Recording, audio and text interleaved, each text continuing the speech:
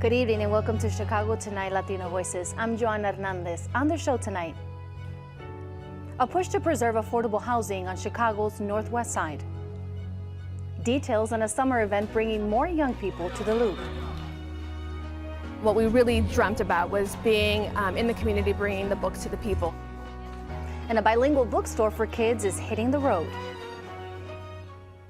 And now to some of today's top stories. Chicago taxpayers are paying nearly $100 million in lawsuits related to a disgraced former police detective and are potentially on the hook for more. According to documents obtained by WTTW News, more than $35 million was paid to private attorneys to defend Reynaldo Guevara in 39 lawsuits alleging he framed people for crimes they did not commit. And $60 million was spent to settle 6 lawsuits by residents who said they were the victims of Guevara's misconduct.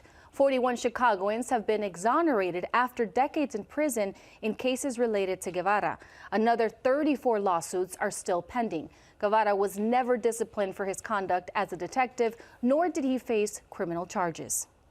There's more on this story on our website. Residents in Beverly, Morgan Park, and Auburn Gresham can once again use their tap water. That's after a water boil order was issued on Tuesday night because of an outage at the Roseland pumping station. City officials say the water main break has been repaired and the possibility of contamination has been ruled out. The Department of Water Management is advising residents to flush all faucets. You can find instructions for that on our website. The Cook County Sheriff's Department says it's recovered millions of dollars worth of stolen merchandise. The Sheriff's Office reports its Retail Crime Task Force has been working to fight thefts in retail areas along Michigan Avenue for the past year. The department says the task force recently busted a storefront selling stolen luxury items like designer sneakers, Gucci, Chanel, and others, recovering over $2.4 million in suspected stolen goods. If you are going to be stealing, well, we will arrest you. We will hold you accountable. That's not going to change. And it's something that I've been trying to make the point to people. This is not somebody who's stealing a loaf of bread to feed their family. No. This is very organized. Up next, helping to keep communities together. That's right after this. Chicago Tonight, Latino Voices, is made possible in part by the support of these donors.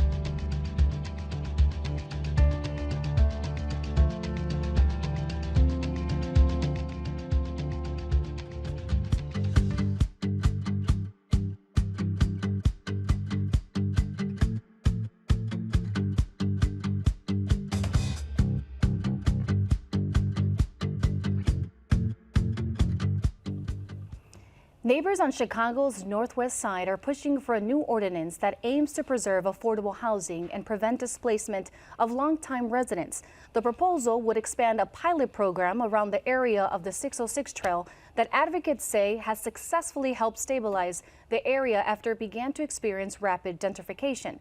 The ordinance would target areas of Logan Square, Avondale, Hermosa, and Humboldt Park, all communities with large Latino populations that have seen significant displacement in recent years. Joining us now with more are Julieta Jesus Alejandre, Executive Director of Palanque, LSNA, previously known as the Logan Square Neighborhood Association, Lupita Sue Delgado, who has lived in Logan Square her entire life with her parents and brother, and Joy Arregate, CEO of Bickerdike Redevelopment Corporation, a nonprofit developer of affordable housing, and Alderman Carlos Ramirez Rosa of the 35th Ward, who is one of the lead sponsors of the proposed ordinance. Thank you all for joining us. Juliet, I want to start with you. Your organization has been active in supporting this proposed ordinance. Now, before we get into all the details, tell us why this is so important for that area, for these areas. Yeah, I mean, I think ultimately what we're saying is that Chicago is for everyone, right? Everyone who lives here, works here, studies here. And what we've seen is that it's become harder and harder for working class and poor families to remain in the city, period, and particularly in these communities of Logan Square, Avondale, Humboldt Park, and Mosa that have seen some of the highest rates of rental increases and displacement. Just in Logan Square alone, in one of the communities, we've seen 20,000 Latinos forced to leave, right, in search for more affordable rentals and property Do you know where taxes. they're going to? Like, We're seeing, sometimes west, right, west side of the city. We're seeing suburbs, sometimes leaving the state entirely. And so we believe that everyone has the right to the city and that we need to create avenues and protections for families to stay and continue to grow and pass down, right, like generational wealth. That's something that Latinos and Black families have not had the opportunity to do in this country. And we're just saying, like, we want to thrive as well. and Alderman Ramirez Rosa, you're one of the lead sponsors of the ordinance. Talk us through the mechanics of what it would do. Yeah, so this ordinance, the Northwest Side Housing Preservation Ordinance, builds on policies that have already been successfully piloted throughout the city of Chicago. As you noted, last term we successfully passed 2 ordinances to protect 2 to 4 flat apartment buildings around the 606 Trail. So the 606 Trail is an amazing amenity. We love it. The community fought for it. But what we saw is that once that was built, people started purchasing the 2, 3, and 4 flat apartment buildings and turning them into luxury single-family homes or turning them into much more expensive condos. Which people from the community couldn't afford? They couldn't afford. They were being displaced. We saw a decreased enrollment in our schools. Our businesses struggled because they did not have the customer base necessary. And so we really wanted to take steps to protect those 2 to 4 unit apartment buildings, what are often called naturally occurring affordable housing because they don't receive government subsidy but are still affordable to working and middle class families, or what's sometimes called middle housing, right? Because it's not a single family home, it's not a big skyscraper, it's right in the middle, serving middle class families. So we wanted to protect those buildings, one, from demolition. So we passed a surcharge that said that if you want to demolish these buildings near the 606, you're going to have to pay a bigger fee to dissuade you from demolishing that building. And then 2, we passed an ordinance that said that if the block is majority 2 flats, 3 flats and up, you cannot build a single family home on that block. You can build a single family home if the block is already majority single family home, but if it's 2 or 3 flats or more, you have to build multifamily housing on that block. And you saw that was successful. So now you're trying to... Precisely. So expand those that 2 program. measures were successful. In Woodlawn, on the south side, they also passed a tenant opportunity to purchase pilot, which allows tenants to have an opportunity to buy their building if it goes to sale.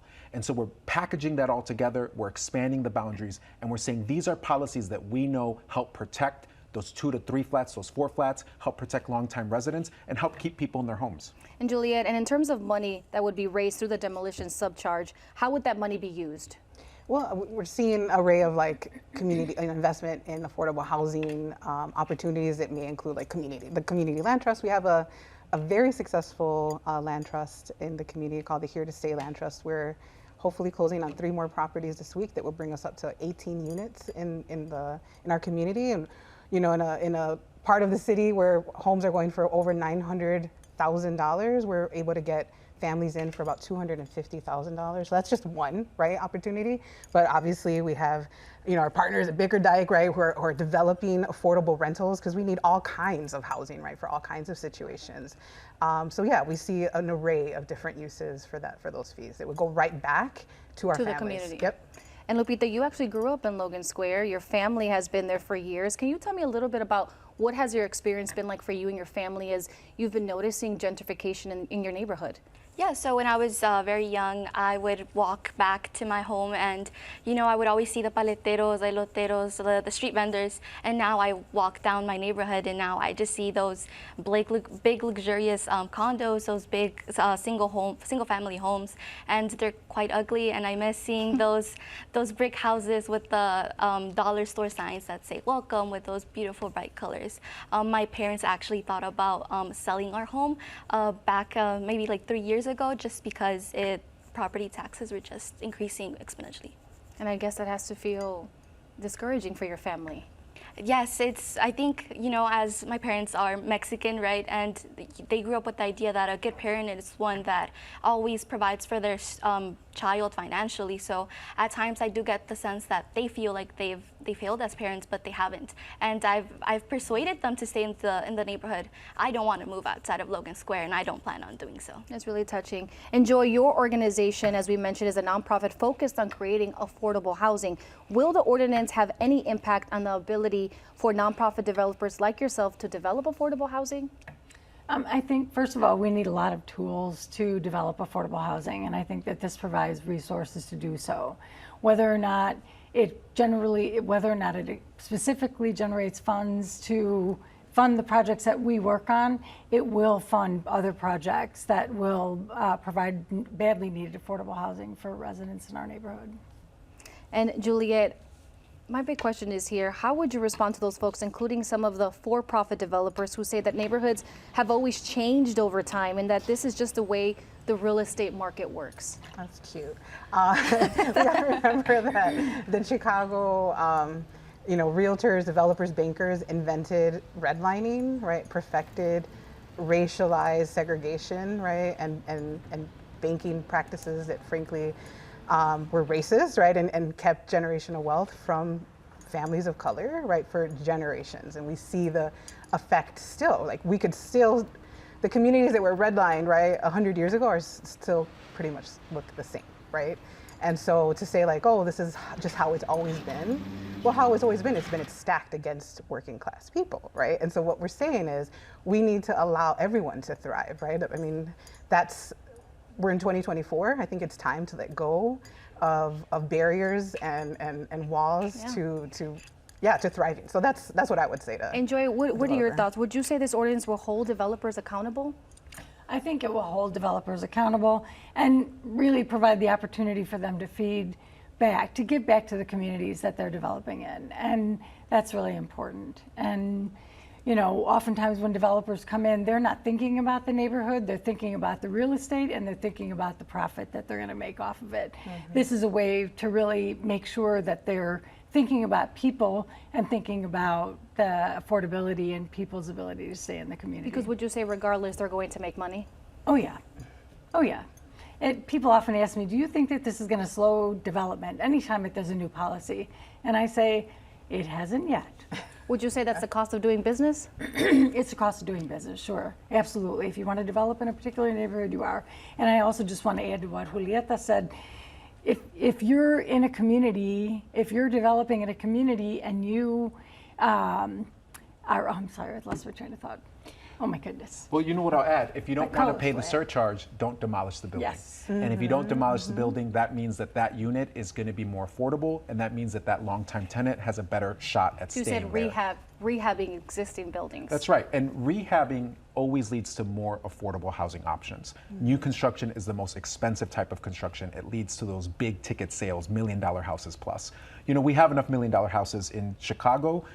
Those raise property taxes for neighbors. So really this is a tool to help protect the existing residents, the existing longtime homeowners, the existing tenants. But if you don't want to pay the surcharge and you're a developer, just don't knock the building down. Don't knock the building. And last question, we only have time for one last question. Alderman Rosa, looking ahead, how soon might this be introduced for a vote at the City Council? Well, we are working very diligently around the clock to put finishing touches on the ordinance. We hope to introduce it on Wednesday, July 17th. The provisions that we passed last term sunset at the end of December. And so we are on the clock to make sure we get these provisions in place and expand them, just like we said we would, by the end of this year. Well, thank you all for sitting down with me and talking about this. Appreciate it.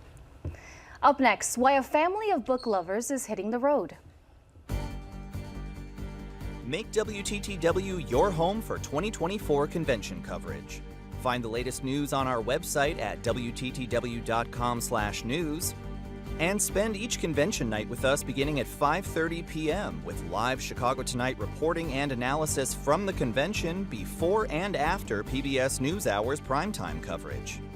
WTTW, your source for trusted independent news and information. In need of some new books for your kids? Well, you just might be in luck. Viva Los Libros could be coming to a neighborhood near you. The online shop just launched a bookmobile, and owners Nina Sanchez, Michael Wren, along with their daughter Vida, are eager to share their love of reading with the community. What I love about books is that you can experience new worlds and learn so much about yourself, but also other people.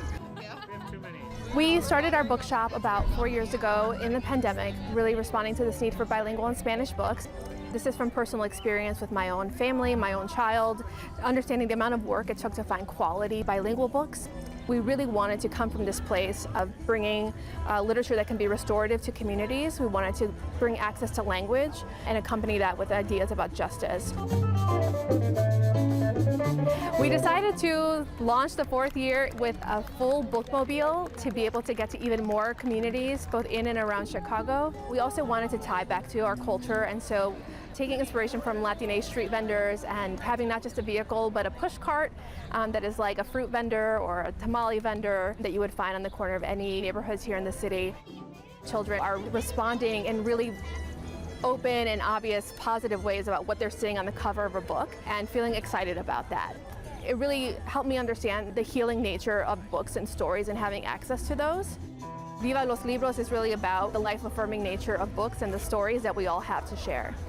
Once the school year starts, we'll take our bookmobile on the road to our bilingual book fairs at different schools. We partner with a lot of early childhood education centers and elementary schools to bring bilingual and Spanish language books to their kids.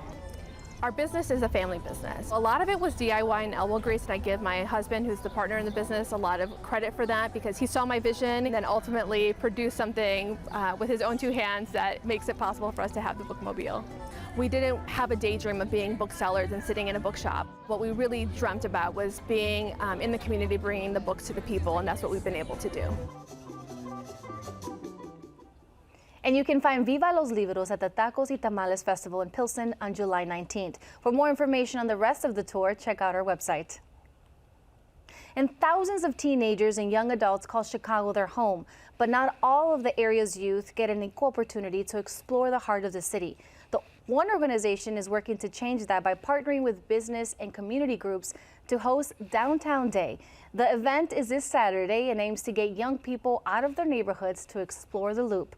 Joining us now with more are Jamal Cole, founder and CEO of My Block, My Hood, My City; Marquel Washington, an Explorers programming intern at My Block, My Hood, My City; and Michael Edwards, president and CEO of Chicago Loop Alliance. Thank you guys all for joining us. What a fun event. You know, Jamal, I have interviewed you before. Your organization is very focused on the youth and giving them opportunities. Tell me about where this idea to host Downtown Day came from. Yeah, well, first of all, thank you for having me and Marquel. The idea came from volunteering at Cook County Jail. And at the jail, the residents would ask me where I worked. And I said, I work at a trading firm downtown next to the Sears Tower. I expected them to say, oh, what's a trading firm? What do you do? And they were like, oh, what's the Sears Tower? I mean, hold up. You've never been to the Sears Tower? I was like, how many people in the jail have been to the Sears Tower? Raise your hand. Nobody did nothing. How many people have been to the John Hancock? Raise your hand. Nobody said nothing. So that kind of blew my mind. So that's when I realized they hadn't been downtown, they hadn't waited for a taxi, hadn't been in an elevator. One kid said he had been downtown, but he thought downtown was out of town. And so I would take them to a little window and say, hey, there's a Sears Tower. It's 100 football fields high. There's a Hancock building. It's 100 football fields high. I'm like, hey, this is your city. Yeah, I mean, just like the architects built that, you can be the architect of your own destiny, and that's how it started. What would you say is important to make young people feel welcome to be downtown? I just imagine what it's like for a young girl from like North Lawndale, a place where hope often is overshadowed by adversity, and now she's standing downtown looking at the skyline. She doesn't see just a big building. She sees her future is bright and full of opportunity. She can see herself as a leader just by being downtown, and downtown represents opportunity, and they own it. It's their city. So. Well, and Marquel, you were just telling me that you started, you know Jamal since you were 14 years old. Now you're 23 years old. You've grown from a mentee to a mentor at the organization. Now, tell me what has inspired you to stay and continue to, pass on what you've learned to the youth. The main thing was really the youth. So I seen a lot of kids that were just like me in my shoes.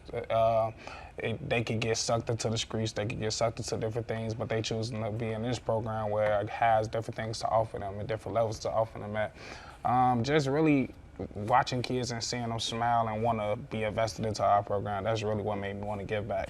Really. What would you say excites you about, what gets you excited about downtown?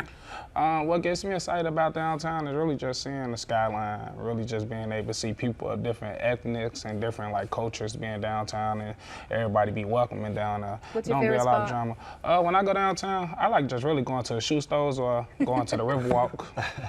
You can't go wrong with the Riverwalk, right? True. And Michael, Downtown Day offers boat cruises, museum access, and other attractions. Can you walk us through the itinerary?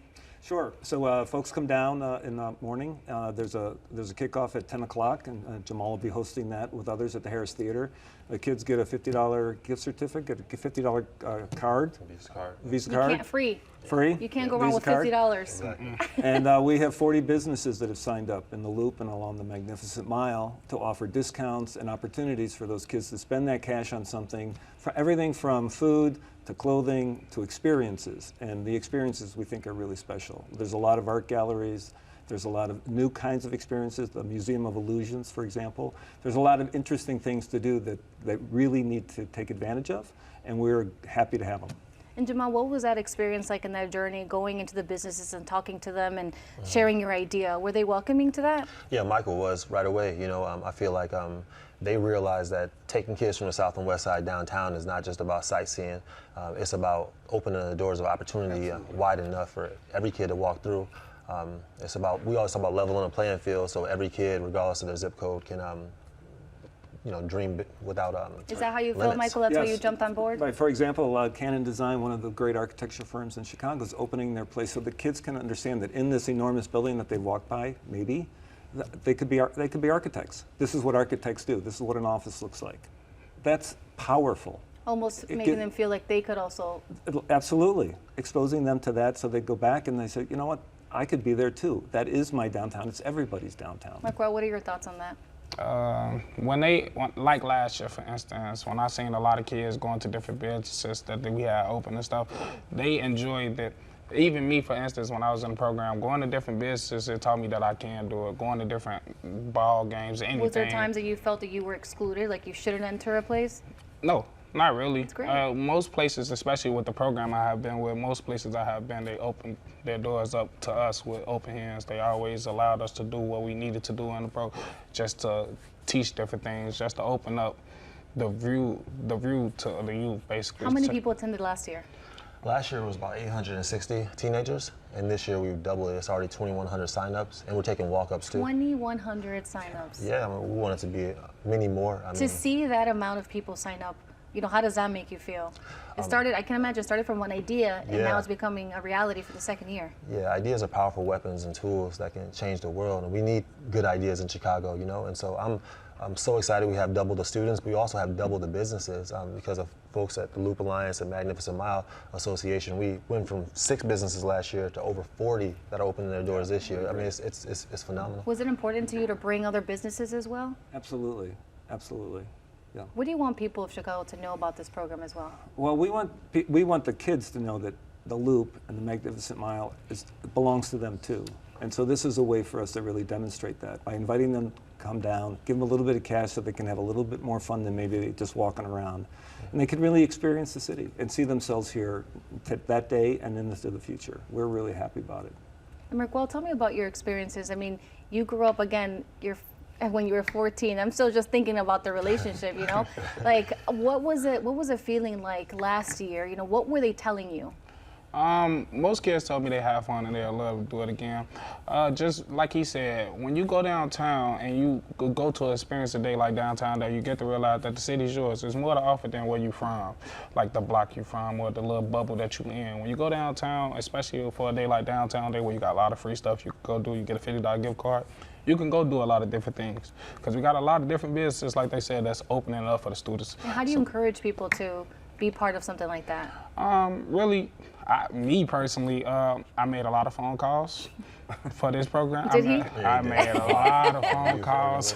So you're learning how to talk to people. Yeah. So just really phone calls and just social media is a big weapon right now to the world. So just using social media, phone calls, and just getting back out to the streets and showing people that we here with them. We just not gonna throw the event. We gonna have fun with you. We gonna be here with you every step of the way through the event and after the event Jamal, too. are you proud of him? Especially, is this what you hope for? Yeah, for sure. Like Marquel, he's always been, he's not supposed to have favorites, but he's always been my favorite. I think he's gonna be the CEO of this organization. It's one live day. now. It's out there. No, I already told him, this guy is gonna be the CEO. He's gonna run the organization. He's been that way since I met him. I'm very proud of him and his family. So.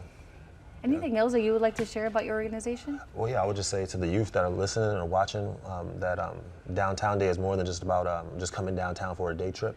It's about making a statement that of resilience and determination. It's really about letting the city know that where you come from don't determine how far you're going to go. And yeah, I just want to say thank you to everybody that's donated. Please continue to donate. It is expensive. It's hard to run a nonprofit in Chicago. Thank you. What's your favorite part of the city?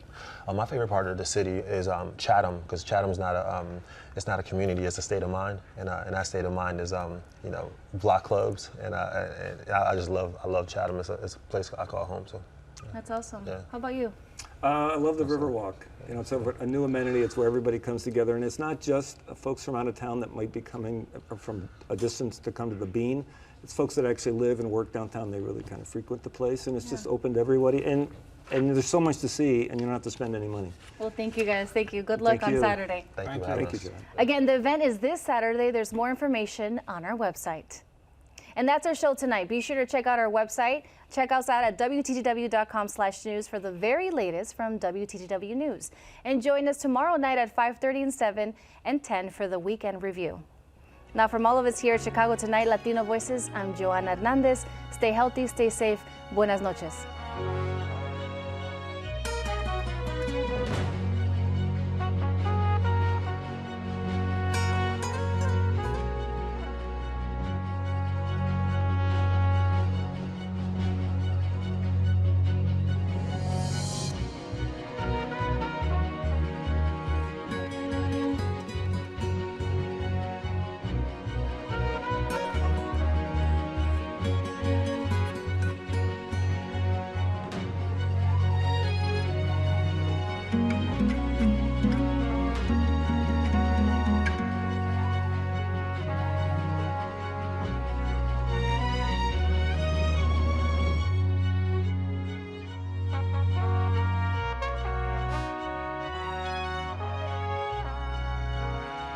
Closed captioning is made possible by Robert A. Clifford and Clifford Law Offices, a personal injury law firm dedicated to preserving the dignity and rights of all individuals.